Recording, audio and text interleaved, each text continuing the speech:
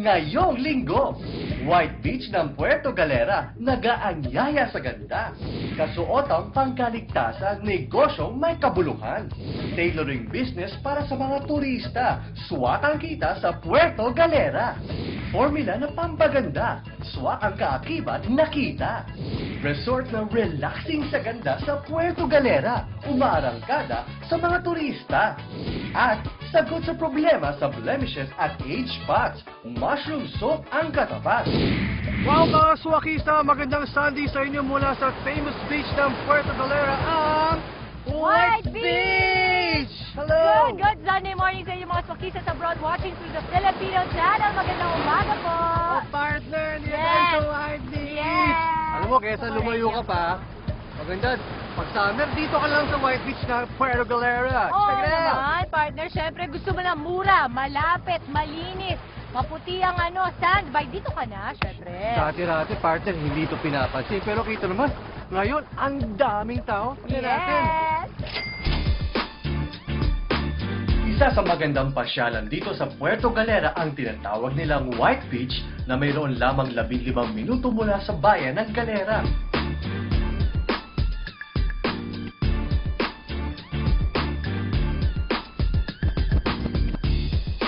Hindi rin matatawaran ang linis ng tubig dagat dito at puting buhangin. Maraming activities na makikita na kadalasan na rin nakikita sa mga lugar ng Boracay at Palawan. Ang mga bisita dito halo-halo. Swak na swak din ang kabuhayan ng mga residente dito.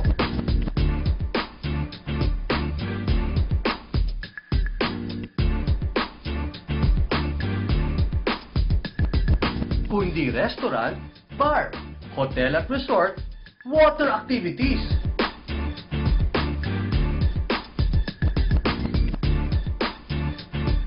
At marami pang ibang pwedeng pagkakitaan. Lalo na ngayong summer, siguradong swak na swak ang kabuhayan dito sa White Beach.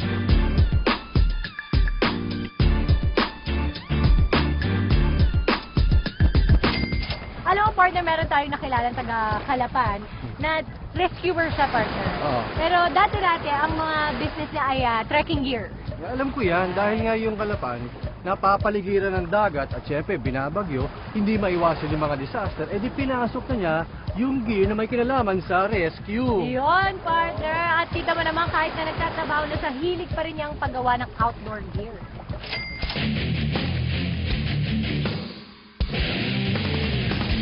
Nagtatrabaho bilang rescuer si Noe IT ng Calapan City, Oriental, Mindoro. Bago siya napasok sa trabaho ay dati na siyang gumagawa ng mga sandalyas at bag na ginagamit ng mga mountaineer. Dito sa Calapan ay nakilala ang campsite. Unang-una, mountaineer ako. Hanggang sa natutunan ko yung paggagawa ng sandals. Unang-una talaga nag-concentrate kami ng sandals kasi yun lang yung alam namin gawin. Tapos kalaunan, napag-aralan namin yung paggagawa ng maliliit na bag, mga belt bag, backpack. Hilig lang ni Noe ang paggawa ng mga sandalyas at bag, pero hindi niya inakala na tatangkilikin ang suwak niyang kabuhayan. Mura lang nun. Nagsimula kami doon dati nung corporation kami, hanggang ako na nga lang yung nagdiretso. Halos patak-patak lang kami, mga tig 1,000 pesos. Bili lang kami ng mga kalakal na pwede namin ipagbili dito sa mga mountaineer. Kasi doon naman talaga yung focus namin, doon kami nag-start. Kasi yun, medyo napaunlad ng konti. Bilang dagdag kita, maliban sa mga sandals at bag, nag-umpisa na rin si Noe gumawa at magbenta ng mga rescue gear tulad ng life vest. May mga bayan ngayon dito na flood prone. So, yun yung unang-unang kailangan, lalo na yung mga life vest. Yun yung unang-unang kailangan. SOP kasi sa individual rescuer na meron siyang life vest. Yung aming life vest, nagkakalaga ng 1,500 pesos. Kasi sa Maynila pa tayo kumukuha ng kalakal, maangkat ng mga materyales. Shipping ko yan. Yung gastos, binabawas lang ng konti para naman hindi kami malugi. Ano naman yan, binibigyan namin yung quality namin. Hindi namin ibinababa. Kumbaga hanggang maritaas pa namin yung itaas para sa satisfaction ng customer. Karaniwan din kliyente niya ay mga resort owner na merong mga water activities sa kanilang lugar o kaya naman ay mga militar. So nakikita naman namin, Although may competition kami, pero pag pinag-usapan quality, subok na nila. At saka magagarantiyahan ko yung quality namin. Kami mismo yung gumagawa. Sa ibang gaya ng Puerto Galera, meron din akong mga ilang customer na pumupunta rito para magpagawa ng live vest. Nagtaka nga rin ako kasi itong live vest, yun yung pinaka-demanding ngayon. Dahil nga siguro dito sa amin, nakita nila yung klase ng produkto, yung quality, yung kalidad. Ayun, dito sila nagpupunta. Ayon pa kay Noe, sa naisip niyang kabuhayan na swak sa kanilang pamilya, ay mas marami ang nagnanais gumawa nito. Lalo na ngayon na madalas inuulan ang kanilang lugar. Sanhi para bumaha o magkaroon ng kalamidad at kailangan ay laging handa. Tutukan sa aming pagbabalik, sagot sa problema sa blemishes at age spots na ako makikita nyo na. At dati pong sastre nakahanap ng potensyal sa negosyo ng t-shirt at shorts para sa mga turista. Susunod na yan sa kabuhayang Swak na swak. Swak na swak! Swak na swak! Isang patok na product formulation ng mushroom soap ang nakakatulong sa pagtatanggal ng pigmentation, age spots at blemish sa mukha. Tama, yan. Yan ang panlaban ngayong summer season. Panoorin natin. Ang pigmentation at freckles ay resulta ng sobrang pagkakabilad ng muka sa araw. Ang problema sa balat na gaya nito ay pwede nang masolusyonan gamit ang special soap tulad ng Gracious Mushroom Soap na gawa ng Pureform Cosmetics na siyang naglabas ng Renew Placenta Herbal Beauty Soap, ang kauna-unahan at original na skin whitening at anti-aging soap in one na gawa ni Engineer Rene Garcia noong 1998. Ang mushroom ay nilalagay sa soap para matanggal ang ating mga skin discoloration. So, lalong-lalo na ngayon, di ba, summer, maraming nagbabad sa beach. So, maraming nagkaroon ng discolorations and umitin. So, mushroom soap ang nare-recommend namin sa inyong gamitin para bumalik ang mga kulay nyo at matanggal ang marks and discolorations. Ang kabute na isang uri ng fungi ay pwede na rin pampa-beauty ngayon. Mula sa Natural Bio-Herbal Mushroom Extracts ang Gracious Mushroom Soap na nakakatulong para matanggal ang mga skin problems. Si Cynthia Peralta, sinubukan na ang iba't ibang produkto hanggang sa matuklasan ang Gracious Mushroom Soap. Sinabayan niya rin ng paggamit ng Renew Positive at Gracious Orange Peel. Yung mushroom soap, mas natanggal yung blemishes ko, yung dark spots, yung around dito sa eyes, and then yung wrinkles, nakatulong din siya. Tapos mas naglighten yung skin ko. At good news sa ating mga kapamilya, pwede rin kayong kumita sa pagbibenta ng mga produkto ng R&G Home and Body Essentials sa kanilang direct selling business. Sa halagang 1,100 na starter kit at 1,800 na amazing kit, ay masisimulan na ang sariling business. Pag nagpa-member sila rito, yung discount benefits na ibibigay namin outright, tapos every Thursday meron kaming seminar. Sa mga interesado magkaroon ng kabuhayan, maaari kayong magtungo sa kanilang opisina sa Quezon City tuwing Huwebes at makinig kung paano kikita at mapaunlad ang inyong kabuhayang swak na swak. Abay, huwag nang palampasin ang pagkakataong kumita. Sa maliit na puhunan, hindi ka lang gaganda, puputi at babata, pwede ka pang kumita. Partner, mukhang magandang negosyo yung t-shirt tsaka shorts eh. Partner, kasing ganda yung kwento na yan, yung nakilala natin na sastre. Yun ang pinasok na business. Ayun, partner, kasi dati, ang maganda niya nagtatahi siya ng pantalon. Pero siguro wala rin masyadong nagpapantalon ngayon, kaya iba na ang ipinalit niya. Yun, panoorin natin. Dating sastre o tailor si Ginoong Pancho Mendoza. Mananahi ng pantalon at shorts na maong dito sa Puerto Galera. Puhunan niya noon ay isang makina sa pananahi. Pero tila dumating ang bagong pag-asa para magtagumpay siya sa kabuhayang swak na swak. Nag-umpisa lang ako sa isang maliit na tahian, isang makina. Ako yung nagkakat, ako yung tumatahi. Actually, yung Puerto Galera during that time, pinakamahirap. Aminin natin sa buong Mindoro, yung Puerto Galera. Hindi masyadong kilala. Umangat lang yung Puerto Galera dahil sa turismo. Naisip niyang gumawa ng shorts and t-shirts nang dumagsa ang turista dito sa Puerto Galera. May naging customer ako na foreigner from France. So, nung una, bumili lang siya sa akin ng 25 pieces na shorts, and then dinala niya sa kanilang bansa. 2,500. Hindi nung medyo malaki na yung market niya, sila na lang ang inaya ko na mag-invest. Nagtayo siya ng company, and then ako na lang tumayong consultant, at the same time ako yung manager. Sa naipong pera mula sa paggawa ng shorts at t-shirts, ay napalawak niya ang inumpisahang kabuhayan, kung saan sa kanya na humahango ang mga dating tindera ng shorts at t-shirts sa kanilang bayan. Naturuan ako ng isa kong kaibigan na kung paano umutang sa bangko. Ngayon, malwa na yung negosyo natin, even dahil yung sistema natin ng communication, tatawag ka lang, magbabayad ka sa bangko. That time, halos every week lumuluwas ng Manila.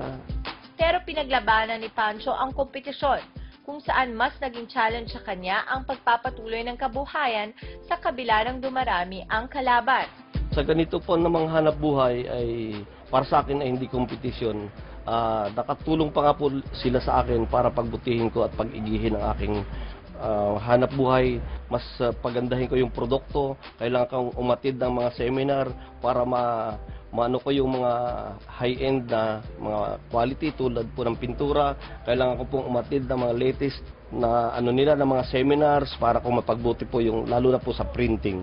Hindi naging gahaman sa benta si Pancho sa mababang halaga at magandang kalidad ng kanyang produkto na kanyang tinututukan ay marami ang naging parokyano niya. Yung ginagawa namin mga shorts, dalawang klase yan. Isa yung talagang short siya at saka yung isa yung mahaba hanggang kung tawagin natin ay puruntong.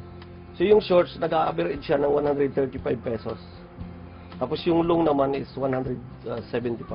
Talagang binabalik-balikan siya ng mga foreigner, even yung mga taga Manila na nagbabakasyon, talagang bumibili sila. Ayon pa kay Pancho, hindi naging hadlang ang hindi niya pagtuntong sa kolehiyo para hindi magtagumpay sa naisip na business, kung saan natulungan pa niya ang kanyang mga kapatid na mag-business tulad niya. Alam po naman niyo yung pamilya lagi ang inspirasyon. Lalo na po ako yung panganay sa aming magkakapatid. Ako lang po yung hindi nakapag-aral sa amin. Sa halip po na ako yung sarilihin ko, ako yung makapag-aral, sila po yung pinilit ko at itinaguhid kong mapapag-aral. Naging gabay din ni Pancho ang tiwala sa Diyos para siya ay mabigyan ng lakas ng loob sa pinasok na kabuhayang swak na swak, na tila nagpabago ng kanyang buhay. Para po dun sa mga katulad ko na hindi nakatapos ng pag-aaral, dublihin nila yung kanilang pagsisikap, kung anong magagawa nila ngayon, na pwede nilang gawin ngayon, wag na nilang ipagpabukas. At hindi hadlang yung kahirapan para umunlad ang inyong buhay.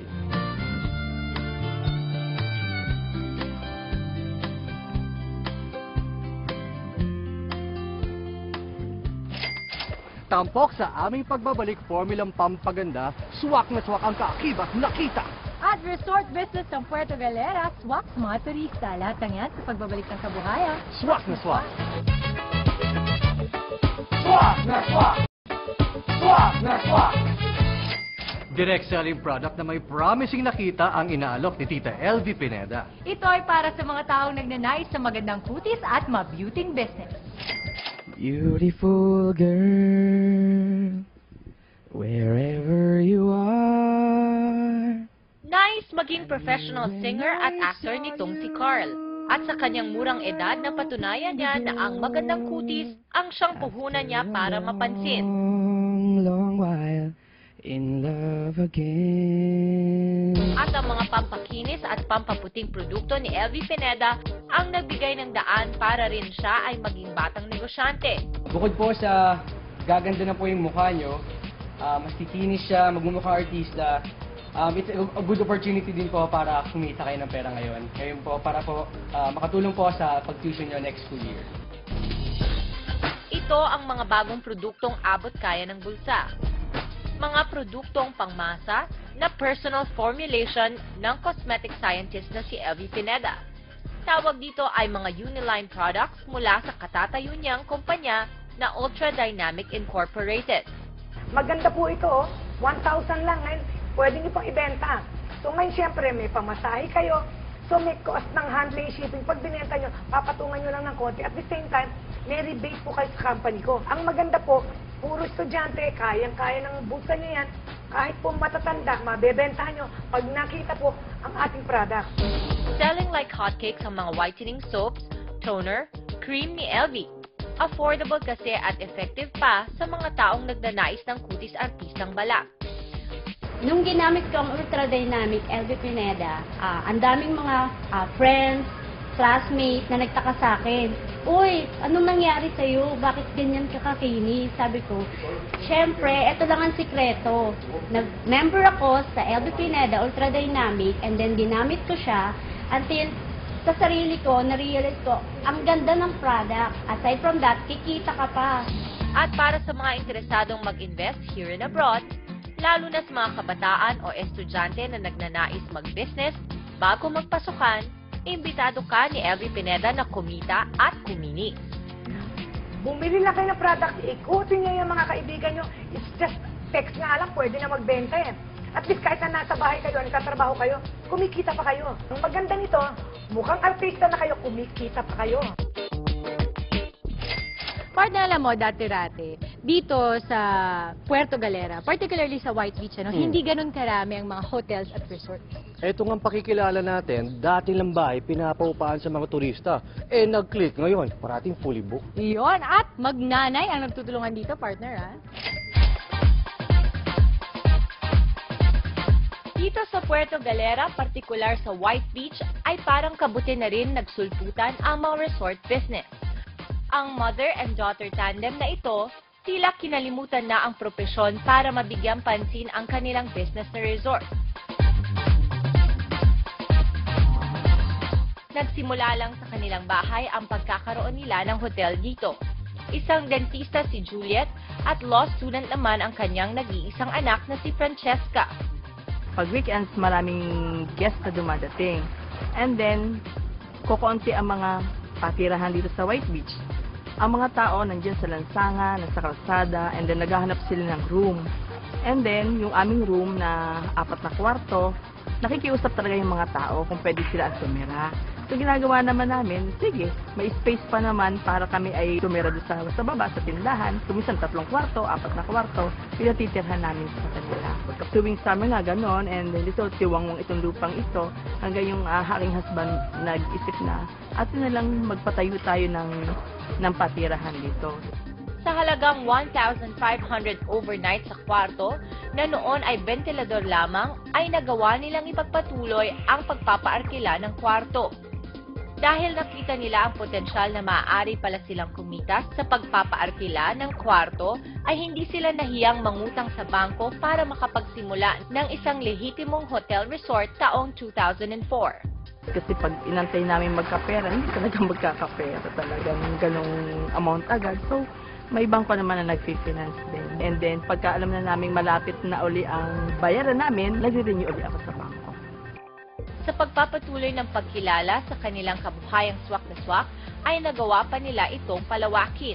Naging tulong ko naman po dito sa resort. Bale, I work as marketing director. Bale, kagaya na lang yung target market namin, most likely mga ka-age ko. So, mas nakaka-adapt ako dun sa feel nila. So, ang role ko, ako mismo yung nagmamarket sa kanila. Nag-spread yan word of mouth. So, yun yung role ko naman sa business namin. Tapos, aside doon, tinutulungan ko rin yung parents ko kung halimbawa may in na concept sa mga bata, halimbawa yung pag-Facebook, pina-flood ko rin sa Facebook namin yung tungkol sa resort namin. Tinutulungan ko rin sa yung parents ko mag-conceptualize, like halimbawa yung mga designs, kung ano yung maganda, yung pleasing sa mga kaedad ko. Pagka high season, meron kaming 3,500, meron 2,000, meron 7,500. Depende sa klase ng room, tsaka sa number of room capacity. Usually, February 1 to 15, lagi kaming 50% discount.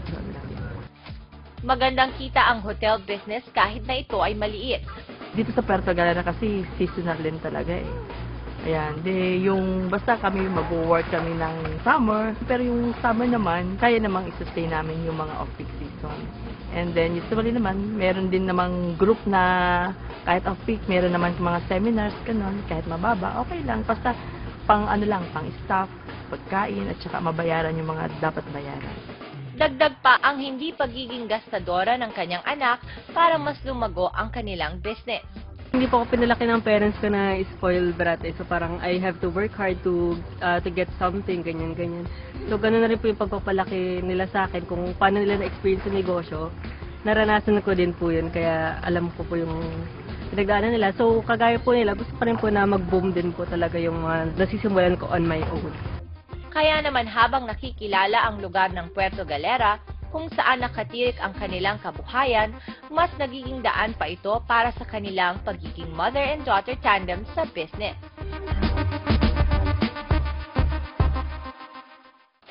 Bago tayo magtapos, magpapasalamat tayo sa mga sumuporta sa atin dito sa Puerto Galera. Yan po ang Apartel de Francesca. At Minolo Shipping. Yan. At syempre, happy birthday, partner. Kay Mr. Pancho Mendoza, ang owner ng Apartel de Francesca. Happy birthday, sir. Maraming salamat. At syempre, belated kay Mother ASDC. Belated happy birthday po. Yun, Okay, next week. Next week po, 7 o'clock ng umaga, same time, same channel, Kapamilya Network. Dito lang po, samahan niyo po kami ng aking business buddy na si Bobby Yan. That's right. Kasama ang inyong starpreneur buddy si Dimples Raman. Tandaan ang formula for success sa business ay hindi lang perang pangkapital. Dapat magandang konsepto at kakaibang produkto. Dapat rin po, masipag, maabilidad, madiskarte, matanong at may pananalig sa Diyos. Para makamit natin ang pangarap na tayo ay maging country of millionaires and billionaires. Mangyayari lamang po ito kung meron tayong kabuhayang Swak na swak!